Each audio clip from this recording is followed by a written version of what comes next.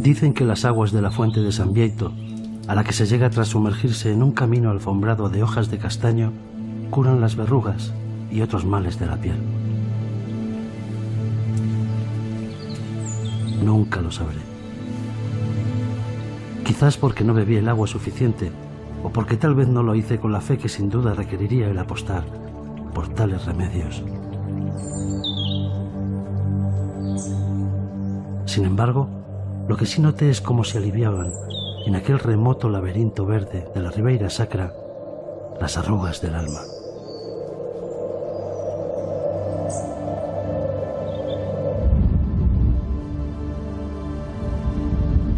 Son muchos los recuerdos que se apresuran a emerger a mi mente al evocar este viaje. Mas la primera sensación, la más vivida, la más fuerte, es la de volar. Volar desnudo de agobios y tensiones. Volar por un espacio dominado por viñedos y castaños y una historia y una magia casi imposibles de imaginar por los hijos del asfalto.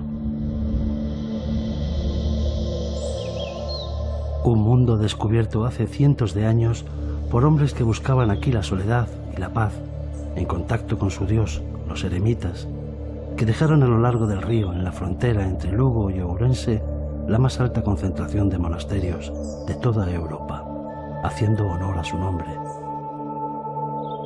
Ribeira Sacra.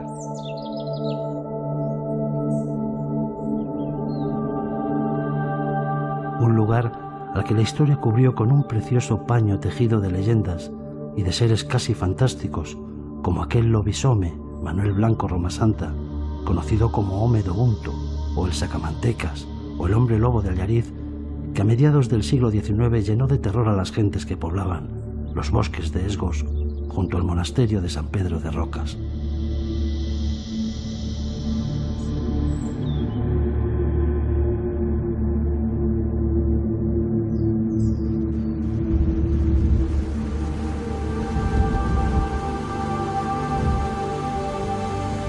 Y mientras avanzo por el cañón del río Sil, mi mirada se funde con la niebla que corona sus riscos 500 metros más arriba, arrastrándome al recuerdo de las gentes y vivencias que se hicieron un hueco en mi cuaderno de paso y en mi piel.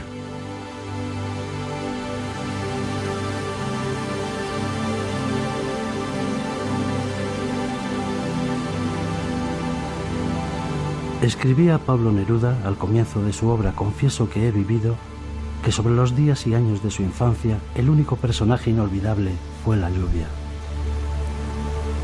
También es la lluvia el personaje inolvidable de Galiza Enteira, y es ella la que dibuja en mi memoria el primer rostro de la Ribeira Sacra. El de un hombre de 84 años al que conocí una tarde gris en un lugar llamado Villouriz, en Loña do Monte, parroquia de Nogueira de Ramuín. Se llamaba Manuel Rodríguez y su taller tenía el sabor de aquellos viejos nodos que retrataron, con sorprendente elegancia, la vida en blanco y negro que aún conocimos los niños de la España de mediados del siglo XX.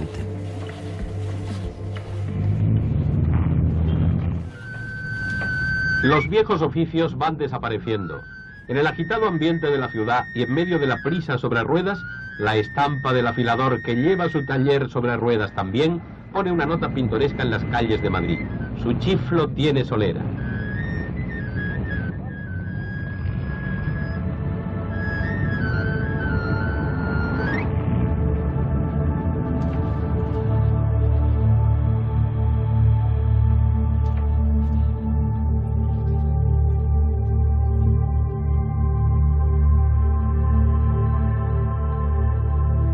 Pues yo lo hice esto a partir de los 16 años que empecé a trabajar con mi padre. O sea que hace como 60 y tantos años. Vine haciendo estos trabajos. Estos se hicieron muchos cuando fue a final de la guerra, en el año 40 hasta el 50 y tantos, que fue cuando la gente empezó a salir por el mundo, a ganarse el pan. Manuel Rodríguez era tal vez el último artesano de un instrumento que pasearon por todo el mundo los hijos de la Ribeira Sacra. De este pueblo marcharían como unos 10 o 12, principalmente a Venezuela, Argentina, Brasil, Colombia, Panamá, Chile, todas Américas del Sur recorrieron. Y aparte de eso andaba mucho aquí por la nación también, trabajando con los ciertos altos, ganándose la vida de esa forma. O sea que había unas 4 o 5 profesiones ambulantes. Había la profesión de cordeiro, cerrilleiro, quincalleiro, paragüero, afilador. Justo enfrente del taller de Manuel vivía Julio. No eran parientes, a pesar de llevar el mismo apellido, el de Rodríguez, más común que las castañas por estas tierras.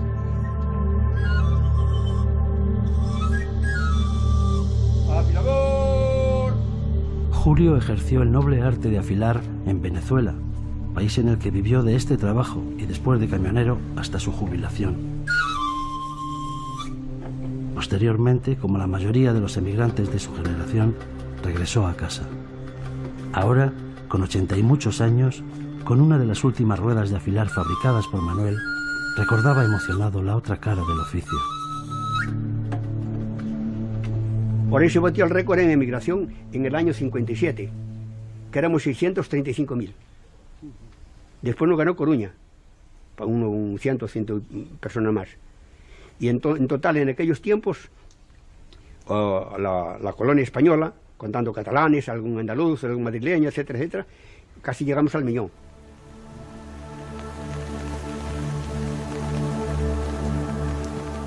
Los años 50 fueron los años en que la Ribeira Sacra vio marchar a la mayoría de sus jóvenes como emigrantes, creando un vacío de población en los pueblos del que nunca se volvió a recuperar.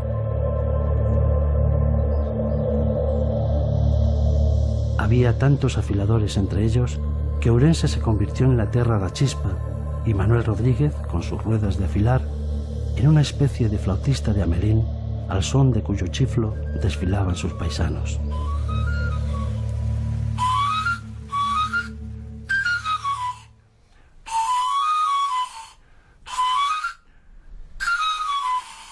Manuel Rodríguez me hizo una rueda de afilar que en aquellos tiempos, claro, pues sería mucho, pero bueno, para mí entonces no era mucho porque me marchaba para Venezuela, veía que iba a ganar torres y montones. Le hice una rueda que me cobrara 1.500 pesetas. En el año 56 reclamé a mi señora y con la ayuda de ella, con el empuje que ella me dio, agarré la rueda. Por cierto, me fue bien. Bien. Aprendí a afilar, supe afilar y sé afilar, gracias a Dios. Allí estuve 23 años afilador. Ahora Manuel apenas hacía ruedas de afilar. Hace un año, me contaba, tuvo un mareo, a raíz del cual perdió bastante memoria. Y además, afirmaba con humor, le era difícil tocar el chiflo a causa de la dentadura. No, ahora no lo toco, antes tocaba maravilla, pero ahora no escapo más de todo por la dentadura. O sea, que eu quero soprar de maia, acabas un pouco fogo.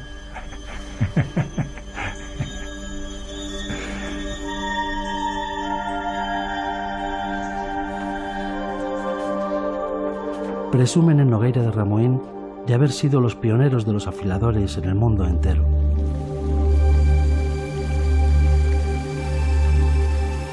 Ellos fueron una parte muy especial de la historia de la Ribeira Sacra y de todo Ourense. Una historia que refleja unos tiempos, los de Manuel Rodríguez y sus ruedas de afilar, que ya nunca volverán.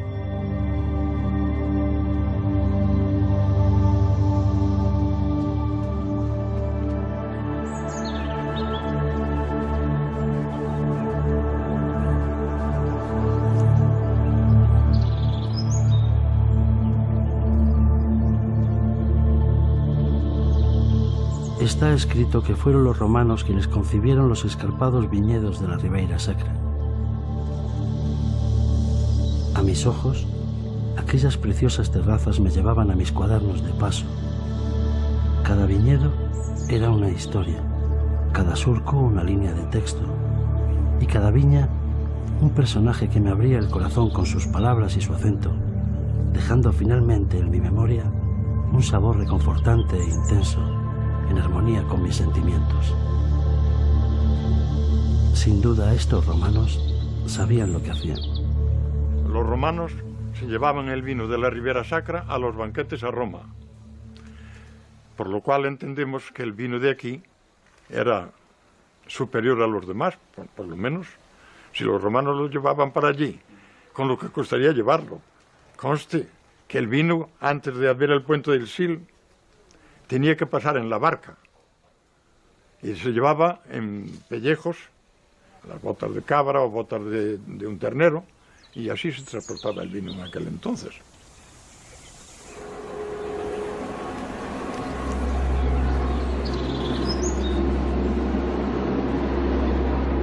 Conocí a don Luis Rodríguez durante la vendimia de la bodega Ponte da Boga, en Aveleda. Tanto él como su padre y su abuelo habían sido capataces de estos viñedos en los tiempos de don Pascasio, anteriores a la dirección actual. Don Luis me habló de la vida de antaño, de los ganaderos que habitaban en la parte alta y de la gente del valle que vivía del vino y las castañas.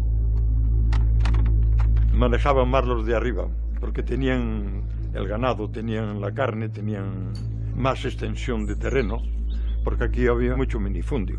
Con decirle que había finquitas que solo tenían 50 metros cuadrados, sí los tenía. Así que era todo un minifundio horroroso. Y aún continuamos. Aquí en el valle, aún continuamos con el minifundio. En todos los sitios donde no llegue la concentración parcelaria se sigue viviendo como en los siglos pasados. En la actualidad, la bodega Ponte da Boga producía sus caldos bajo la denominación de origen Ribeira Sacra, subzona Ribeira do Sil, utilizando fundamentalmente las variedades de Mencía para los tintos y Godello para el vino blanco. Y sobre todo, aun manteniendo las tradiciones, modernizando el trabajo con nuevos métodos que facilitasen la difícil recolección, como las vías que me enseñó Miguel, uno de los socios de la bodega, con las que estaba encantado.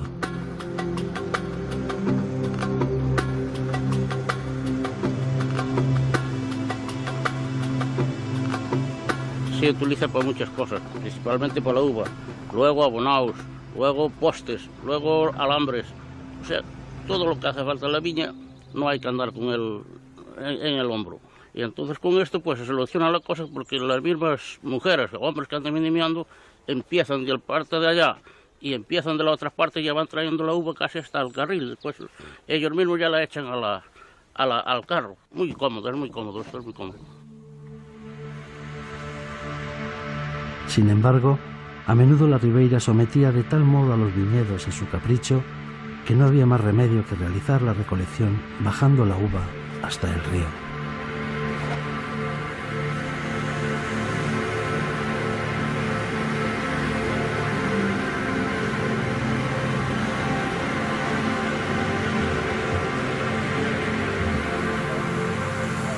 Así ocurría con las viñas de Marcelino, quien, lejos de amilanarse ante tan considerable trabajo, trasladaba con orgullo su valiosa carga. Cuando en las médulas acabaron los yacimientos de oro, a los esclavos que tenían trabajando ahí los bajaron aquí a hacer bancales para cultivar la vid. Iba de Amandia, aquí a una ciudad que le llamaban Proencia, y después iba, por ejemplo, a un puerto, a Burela. Se hablaba que lo escondían en ánforas debajo de la arena y después lo embarcaban en barcos y iba para Roma. El preciado vino Amandi ese, que ya hace 1500 años o 1700 que se produce.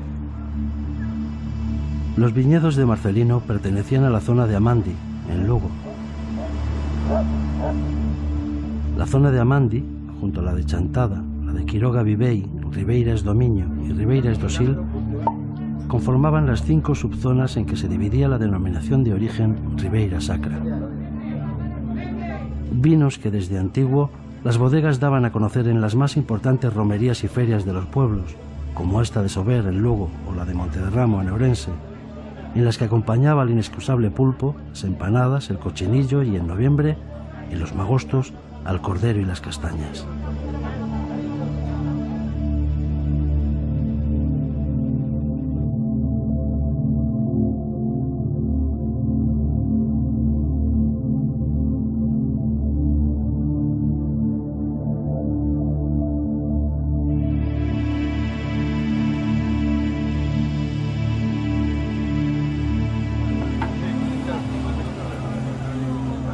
junto al pulpo y el vino, el orujo.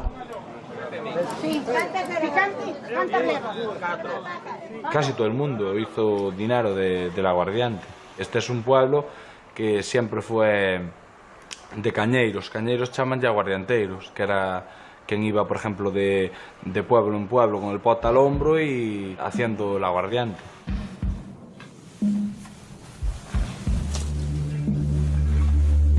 En Sober, en la feria, uno de los objetos que más llamó mi atención fue la jarra negra de barro que usaban en las bodegas.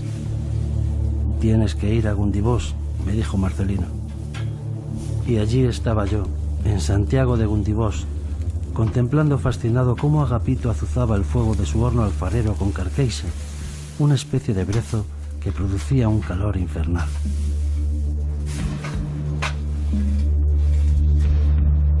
Hombre, yo para ir comiendo me ha dado. O sea que, vaya. Claro, esto ya ha bajado mucho. Esto con los euros la gente pues hemos redondeado mucho. Y entonces pues, la gente no anda tan alegre con el bolsillo como antes. Entonces vienen y para comprarte una pieza pues lo piensan mucho. Pero claro, hay que comer. Entonces claro, una pieza estas se venden caras. Pero da para vivir. Agapito enseñó el oficio a su sobrino Elías, que poco a poco había ido tomando las riendas del negocio. Yo iba a casa de Agapito, que fue realmente mi principal maestro, ¿no? Y entonces yo podía echar horas y horas mirando para él cómo elaboraba las piezas, cómo las cocía y tal. Y bueno, era un oficio muy atractivo. Entonces a partir de ahí te ves, por decirlo así, atrapado en el barro. Como lo que yo quería saber era cómo se hacían los famosos jarros negros, Elías me invitó a seguir el proceso de elaboración de uno de ellos desde el principio. Todo comenzaba dando forma a la pieza en el torno bajo, con la mano, aplicando el barro a churro, como decían los alfareros. Antes se echaba ceniza en la base, para así poder despegar la pieza con facilidad para el secado. El secado puede durar entre un par de días o incluso semanas, dependiendo un poco el volumen de la pieza, ¿no? Cuando tenemos 100 o 200 piezas o incluso más, pues se hace la cocción. Y la cocción es un horno de piedra. El material que se utiliza es carqueixa, porque nos permite alcanzar temperaturas muy altas.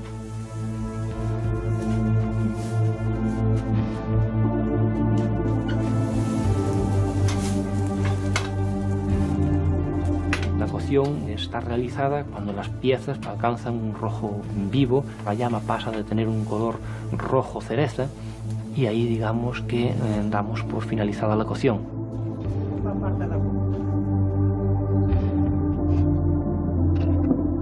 Para el acabado, me explicaba Elías, en Gundibós se utiliza una fusión de resinas naturales que con el calor forma una especie de caramelo líquido que sirve como impermeabilizante.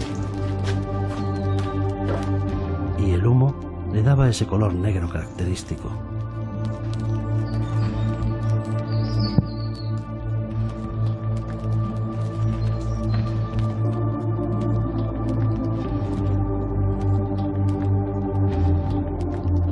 Era una pieza muy codiciada en las bodegas de esta zona, ¿no? Incluso ahora pues en cualquier bodega nos podemos encontrar tanto piezas antiguas como ahora de los últimos alfareros, ¿no? Parece ser que le daba algo especial al vino y lo mantiene pues fresco y con una chispa especial, ¿eh? Digamos que es la pieza emblemática de esta alfarería. Jarros de vino, escurrecubas, chocolateiras, ollas, pucheiros, barreñas, cántaros. El mundo que había detrás de las piezas de barro de Gundibós era mucho más grande que el que cada una de ellas mostraba. Porque muchos de aquellos utensilios, relegados a ser un mero adorno, transmitían los ecos de una forma de vida que prácticamente había desaparecido. Mas el adorno era también una forma de supervivencia, tal como ocurría en otra escala de valores, con muchas casas rurales, edificios públicos e incluso pueblos que cambiaban su función para seguir existiendo. Así, el impresionante monasterio benedictino de Santo Estevo de Ribas do Sil había pasado a ser un parador nacional sin dejar resentir un ápice su impresionante pasado envuelto en leyendas. Unas leyendas que hablaban de 9 anillos depositados en un cofre de plata. 9 anillos pertenecientes a 9 obispos que llegaron al monasterio entre los siglos X y XI desde Ourense, Coimbra, Iria y Astorga. 9 anillos milagrosos que devolvían la vista a los ciegos, sanaban a los tullidos y expulsaban a los demonios.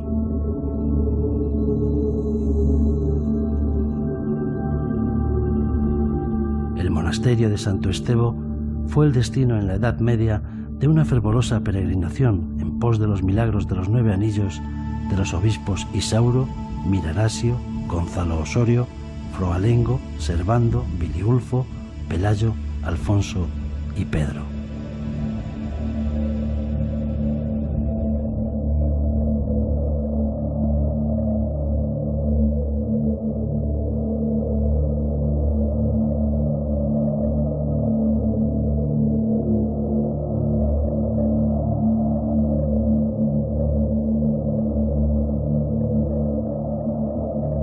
Historias perdidas en un tiempo lejano que dejó su huella en lugares insospechados, como ocurrió con un retablo pétreo del siglo XIII que se encontró escondida entre los muros del claustro de los caballeros del monasterio.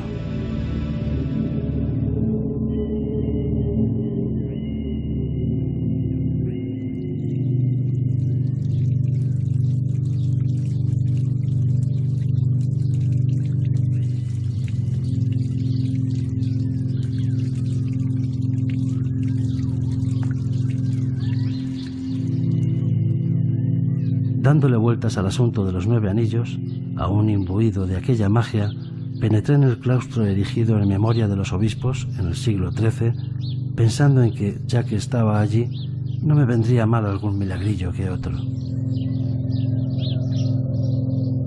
Fue entonces cuando me topé con uno de los momentos más surrealistas de todo el viaje.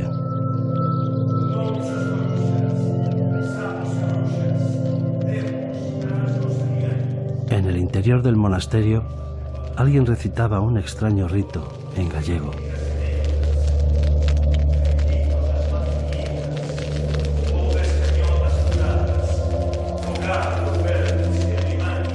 Desconcertado, penetré en las estancias de la abadía, siguiendo las voces.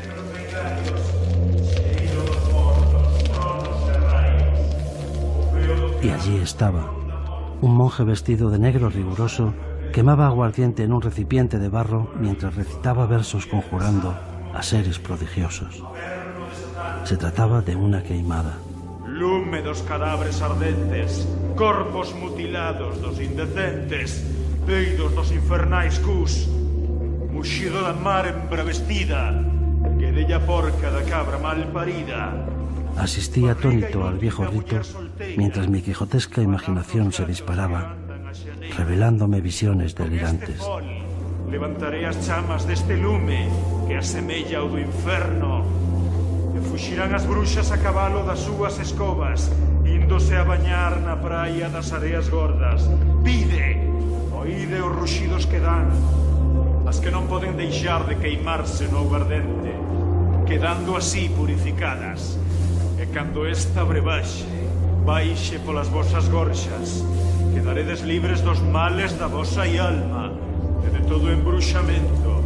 Forzas do ar, terra, mar e lume, a vos vago esta chamada. Se é verdade que tendes máis poder que a humana xente, e aquí e agora, facede cos espíritos dos amigos que están fora. Participen connosco desta queimada.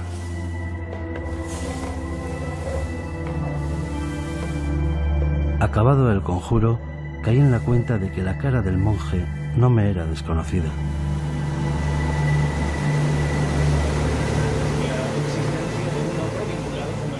Me recordaba a alguien, alguien que conocí en uno de los catamaranes que recorren los cañones del río Sil.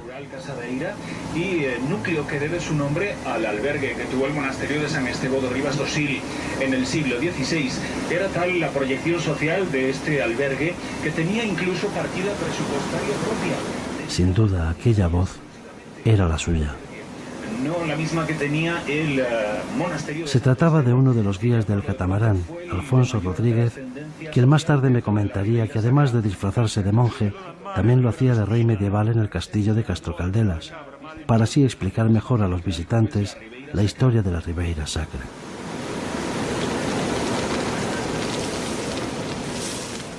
¿Qué cosas oye?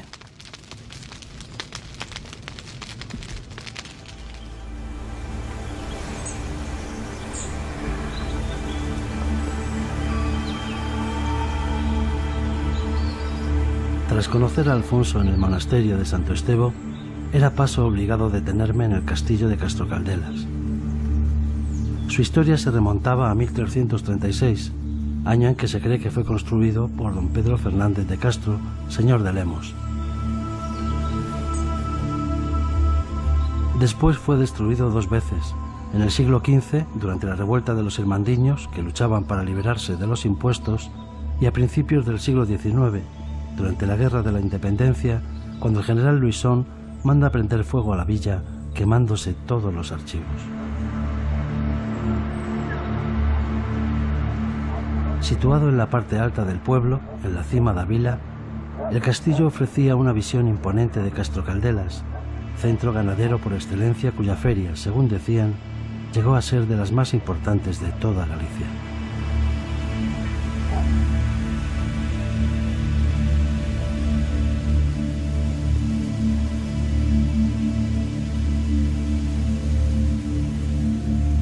Cerca de Castro Caldelas tenía su estudio la pintora Maite Vázquez, interesante para mí porque había recogido en sus cuadros todo el costumbrismo de las gentes que habitaron el viejo mundo de la Ribeira Sacra. Un mundo que ella conocía muy bien, desde niña.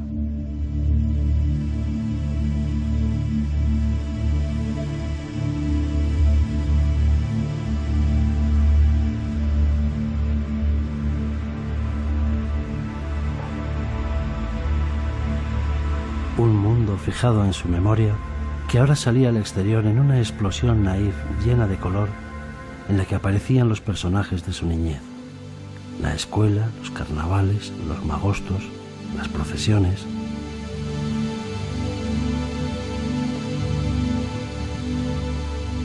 La pregunté por qué había elegido las formas redondeadas para sus figuras. Por su respuesta, deduje que aquella había sido la pregunta del $1.000.000. Estas formas redondeadas, pues, es muy gallego. La forma redondeada, las montañas son viejas, están redondeadas, los castiñeiros son redondos, todo es redondo aquí.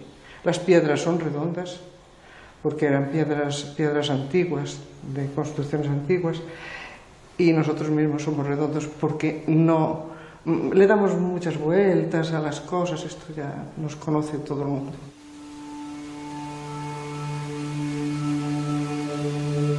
Junto a la puerta del estudio, Maite tenía una escultura que representaba a San Payo. Me dijo que San Payo era una abadía medio destruida que, a pesar de encontrarse en estado semi-ruinoso, era de tal belleza que la visita merecía la pena. Amablemente, ella misma se ofreció a acompañarme. Hay 2 cosas de las que estoy enamorada de San Payo, de 2 capiteles que hay allí impresionantes. Porque yo tengo visto románico, mucho románico y pocos capiteles hay en el románico que esté policromada la piedra. Solo por eso debía de estar restaurada, porque además es el corazón de la Ribeira Sacra de Orense. La entrada de San Payo, más que a una abadía, parecía dar acceso a otra dimensión. La puerta, invadida de zarzas, estaba protegida por un alto relieve con 3 figuras que representaban a Cristo en el trono San Pedro y San Pablo.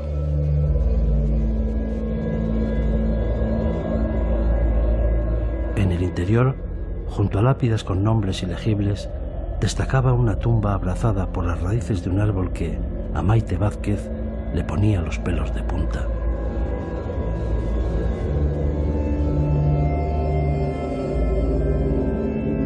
Pero más inquietante aún era el estado de la iglesia, cuya visión no precisaba de más explicaciones.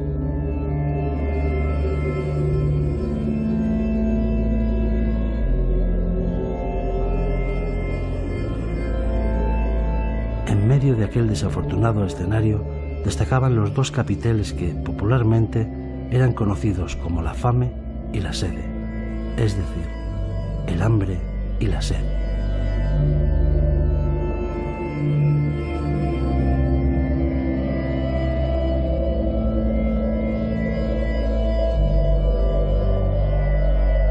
Fascinado e incrédulo ante lo que tenía delante de los ojos, pregunté a Maite Vázquez cómo era posible tal desamparo y decadencia.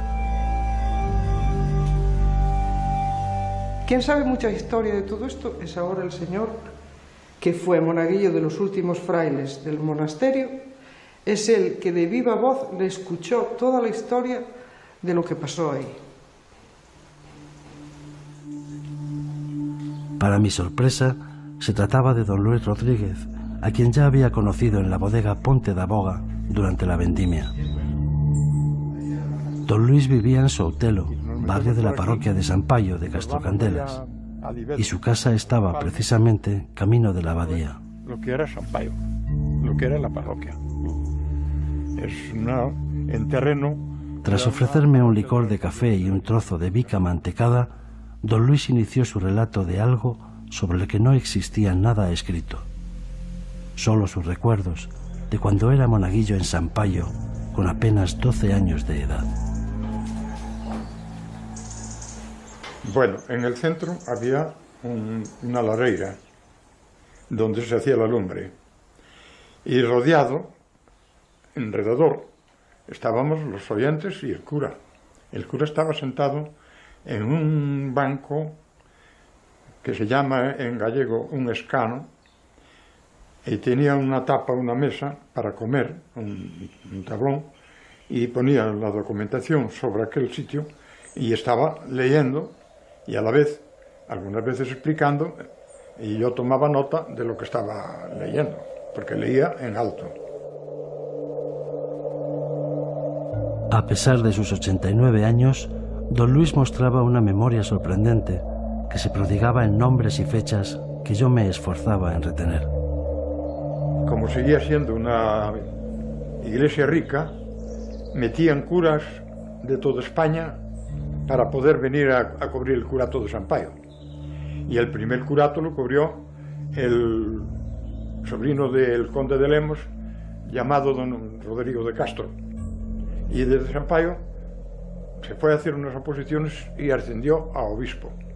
Un poco más tarde ascendió a cardenal, fue destinado a Sevilla y siguió siendo cura de San Payo, teniendo ahí un capellán. Y él era el que mandaba desde allí. Desde allí hizo muchas cosas por la iglesia, alhajas de oro, alhajas de plata, alhajas de todo tipo, que hoy ya no existen, se fueron robadas.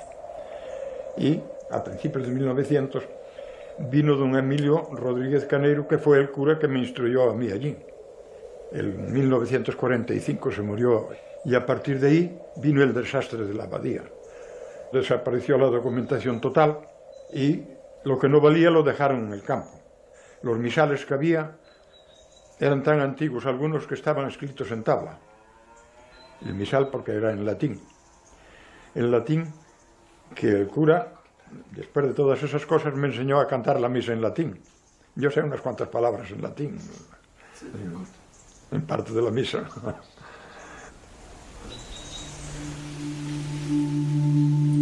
Alguien me dijo una vez que cada vida era como un tomo de la biblioteca de Alejandría que, cuando desaparecía, era irreemplazable. Y eso lo sabían muy bien mis cuadernos de paso. Bueno, entonces voy a empezar por la misa de San Antonio el 17 de enero en esta ermita. La introducción de la misa era: Or juste meditabito sapientia en el lingam eius loquetur judiciam les deus incordiusius, noli emularim malinantibus, nec celaveris facientibus iniquitatem. Ahí queda eso.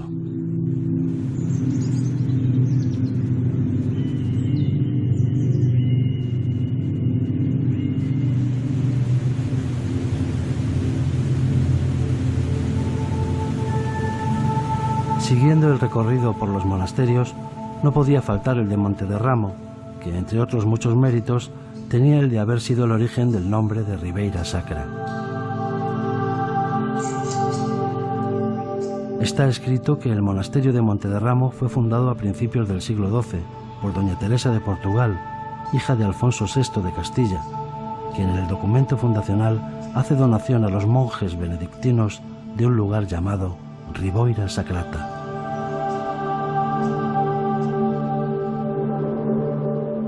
La denominación fue extendida con posterioridad a la Ribeira del Miño, de similares características.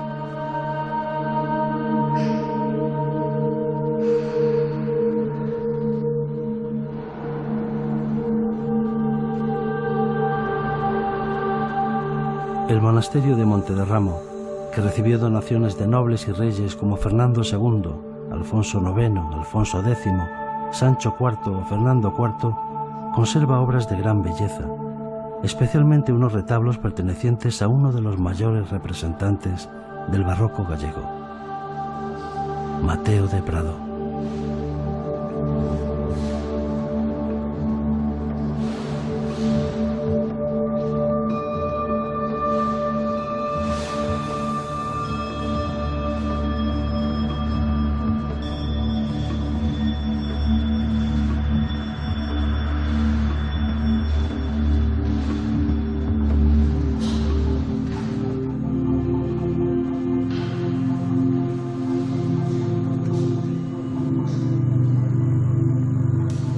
A menudo durante mi viaje me planteé las dificultades que debía de entrañar la restauración de un patrimonio cultural tan enorme como el de la Ribeira Sacra.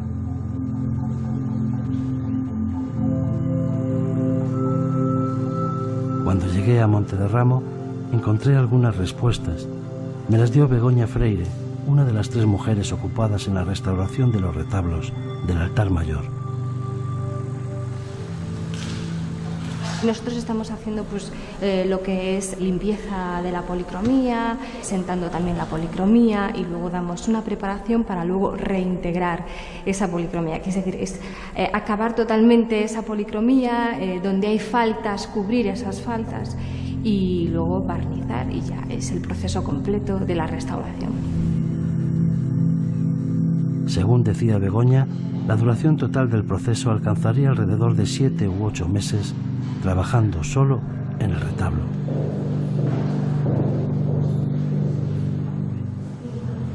El retablo fue desmontado en los años 50 porque estaba muy inestable, corría riesgos de caer, ¿no?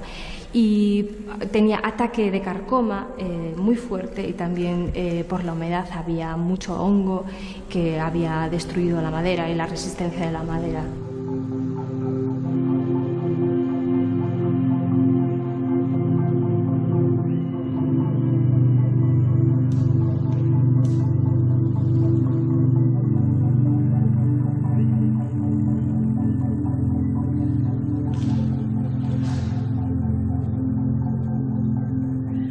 Antes de salir del monasterio, me comentaron que bajo la enorme bóveda de crucería de uno de sus claustros, el llamado reglar o procesional, se encontraban las aulas del Colegio Público de Montederramo, lo cual me devolvió la vieja idea de la reutilización de estos espacios como fórmula de conservación, tal como ocurriera con el monasterio de Santo Estevo, hoy parador nacional.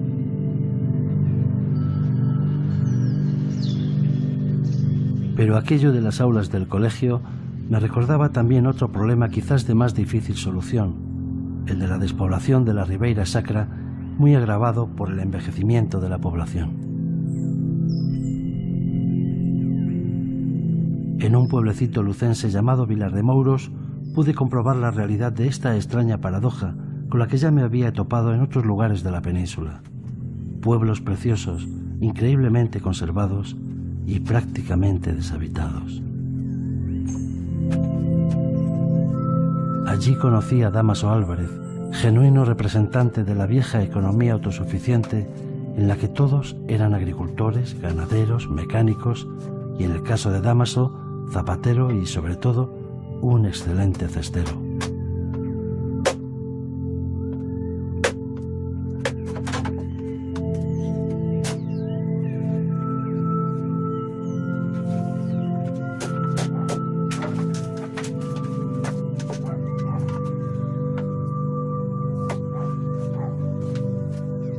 Eu non aprendín con nadie.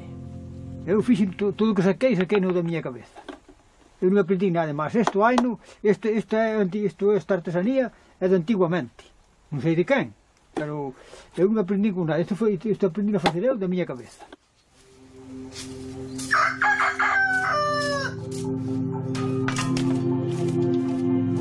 Comentaba Dámaso que trabajaba con varas de salgueira negra y que antiguamente los vecinos competían por hacer el mejor cesto. Pero ahora, decía, los viejos murieron y si lo hago mal, da igual. Mientras tanto, yo gozaba escuchándole hablar en aquel galego puro del interior. Salio cando me parece. E que me dá gana por aí porque tamén tiño moi forte. Vou para lá, estou por cada un día ou dous, depois divertirse un por ali, depois venso para ali cada un par de días e volvo para aquí, porque tiño uns animales e hai que cuidalos. Non tampouco estaba aquí tantas veces, pero eu tiño uns animales e hai que cuidalos, máis outras cousas. ¿Qué animales tiene? Uns pollos. Teño medio cento diles para comer. E é o que tengo, outra cosa non tengo. E hoy vivo desto e de la pensión. Bueno, de castañas hai algunas, pero eu tampouco as podo comer. Teño algo de azúcar, tampouco as podo comer. Pero bueno, eso dixemos eso a parte. E aquí colles algo de todo para ir. Se colles graniza, colles chichos, colles algunhas patatas e algunhas cireixas e castañas para comer.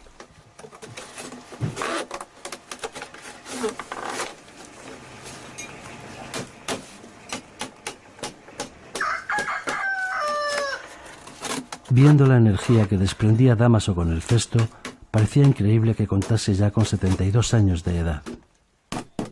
Eso tenía a su favor. Quizá por ello aún seguía en Villar de Mouros, prácticamente aislado del mundo.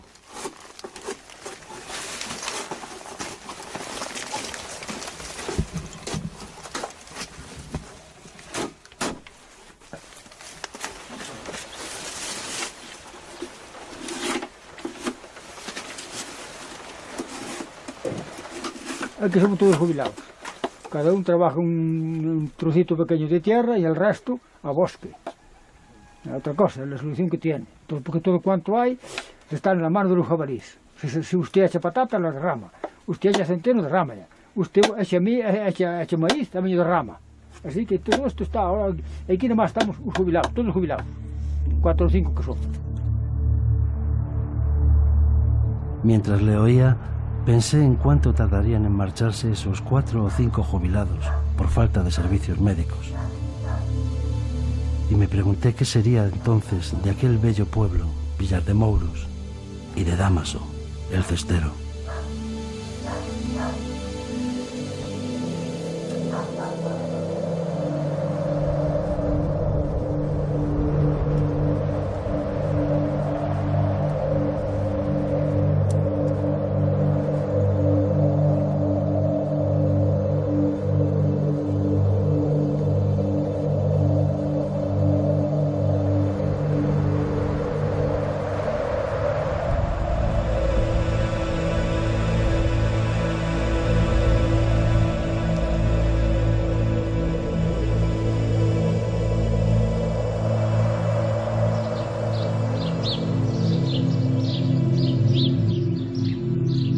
Al igual que en Nogueira de Ramuín se fabricaban ruedas de afilar, predominando los emigrantes afiladores, en Parada do Sil el trabajo ambulante por excelencia era el de barquillero. Una escultura en la plaza lo recuerda.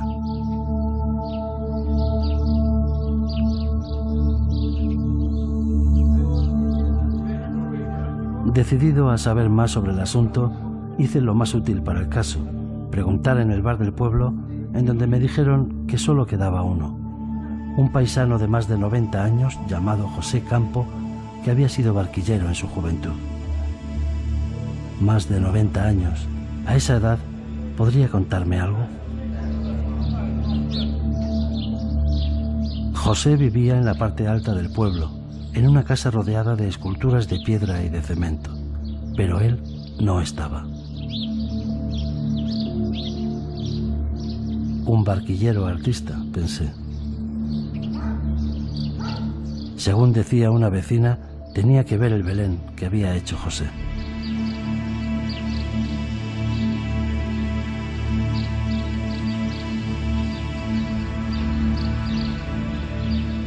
Al día siguiente localicé a José y, por supuesto, quedé con él en el Belén, situado en una pequeña ermita junto al ayuntamiento.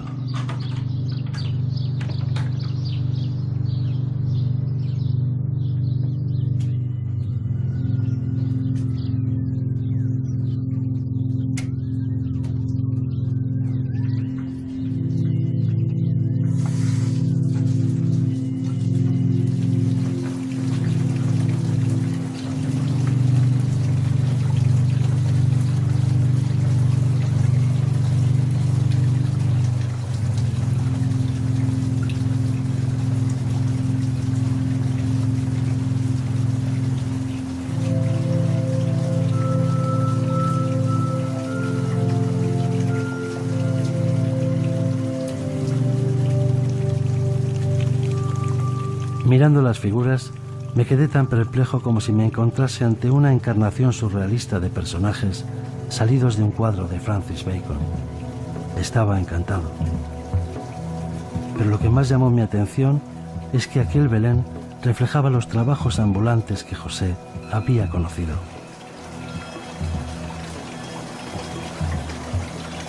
Había carpinteros, canteros algunos, zapateros, que salían por aquí, por España, porque aquí, claro, muchas casas no había donde viniese el dinero para comer y para gastar. En marzo, por ejemplo, se salía y después en octubre se volvía para poder recoger aquí las castañas, ayudar a la casa y así, a los padres y así. Entonces, todo el tiempo, desde marzo hasta ese tiempo, pues las mujercitas quedaban aquí y tenían que trabajar la tierra, ellas, con las vacas, de arados, arar las tierras y tal. Eran las que tenían que hacer el trabajo. Claro, las mujercitas. También las mujercitas de la Ribeira Sacra eran quienes iban a despedir a sus hombres desde el Mirador, conocido como los Balcones de Madrid, cuando estos marchaban a Castilla a hacer las siegas.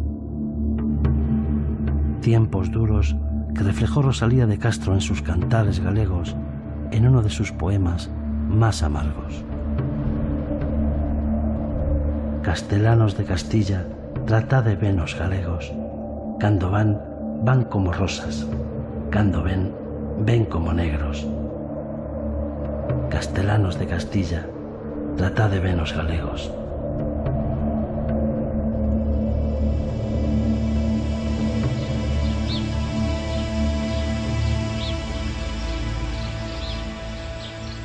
Pero no solo los segadores salían de pueblos como Parada do Sil, también los barquilleros, como José. Aquí había señores de aquí del pueblo y llevaban 4 o 5 chavales, le pagaban un sueldo y lo que vendían era para ellos. Nos daban de comer, de todo. Los barquilleros se hacían allí en casa con harina y agua y azúcar. Y eso es. Y con un molde, con unos hierros. Y se cogía, se envolvía con un molde, barquillos. Y eso era los barquillos. En Madrid había muchos barquilleros de aquí, de este pueblo también, ¿eh?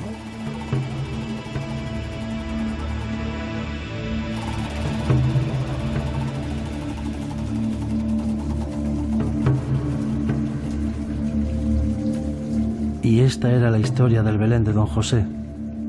Un cuento de barquilleros y mujercitas que el abuelo ideó para sus nietos.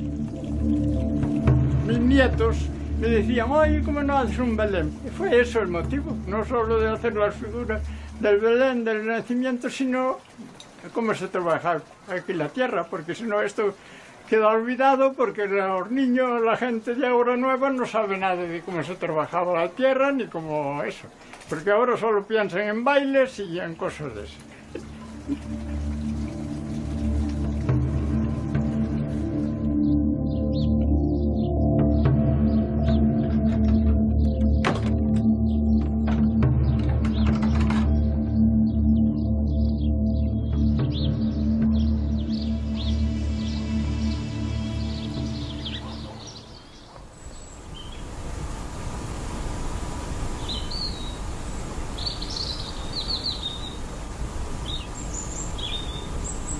Mis últimos recuerdos de la Ribeira Sacra me llevan al monasterio de Santa Cristina, en Parada do Sil. Un lugar lleno de magia, escondido en un bosque de castaños, del que se tienen noticias desde el siglo IX. El monasterio conserva un precioso rosetón románico que no ha escapado al humor de los ribereños, quienes me decían que es sorprendente descubrir la silueta de Mickey Mouse recortada en el suelo cuando el sol atravesaba el rosetón.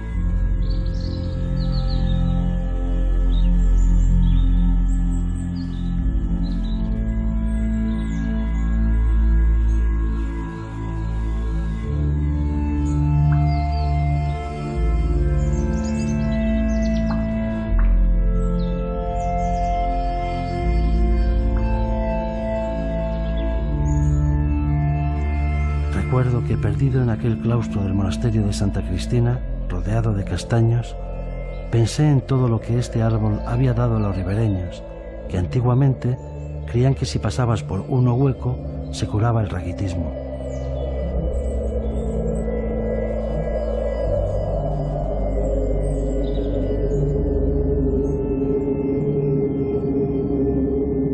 El mismo José Campo, el barquillero, había esculpido en madera una imagen de San Benito, junto a la cual se leía: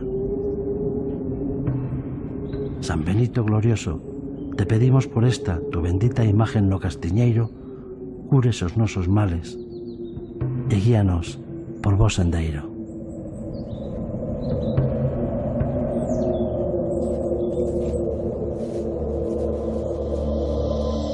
Y es que detrás de los castaños había también más historia de lo que parecía.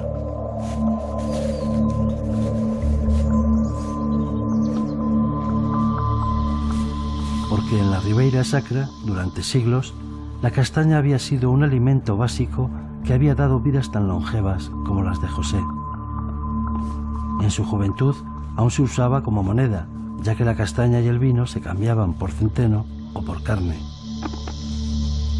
O se llevaba al otro lado de la Ribeira Sacra para venderla a las gentes de Sober. Pensando en ello, recordé a 3 mujeres de una familia que conocía en el Souto Cileirós, de la parroquia de Moura. Recolectaban castañas con sus guantes para evitar que los erizos les pincharan las manos. Las 3 mujeres representaban a otras 3 generaciones. Camila, la abuela, que había vivido el viejo mundo; Emilia, la madre, a caballo entre el pueblo y la ciudad; y la pequeña Valeria, con la cual es muy posible que desaparecieran las tradiciones. Todo eso tenía mucho que ver con la vida en la Ribeira Sacra, porque los castaños ya no se podaban, y como decía don Luis, si las copas eran más grandes que las raíces, los castaños se morían. Y yo no sé por qué, pero a mis ojos, toda aquella historia de la decadencia de la castaña parecía simbolizar en sí misma el alcance de la cuestión de la despoblación en la Ribeira Sacra. Y están las casas cerradas. ¿Qué va a ocurrir? Pues va a ocurrir que el campo queda totalmente desértico. Y las ciudades viven, pero viven de lo que va del campo. Y yo por eso soy un pasionista de que se mire por el campo, que se mire por la castaña, que se mire por el viñedo, que se mire por todo. Es decir, yo he heredado los antepasados y quería y quiero que los que vengan hereden lo mío, lo que trabajé yo, y que se quede ahí. porque nosotros cuando nos morimos no nos llevamos nada, lo que hemos producido queda ahí. Y eso es mi forma de pensar. Yo no sé si estaría equivocado, pero creo que no. ¿Qué va a ocurrir? En medio de aquella increíble riqueza natural y cultural de la Ribeira Sacra, pensé en las palabras de Antonio Machado cuando afirmaba que la página escrita nunca recuerda todo lo que se ha intentado, sino lo poco que se ha conseguido. Cuánta razón tenía.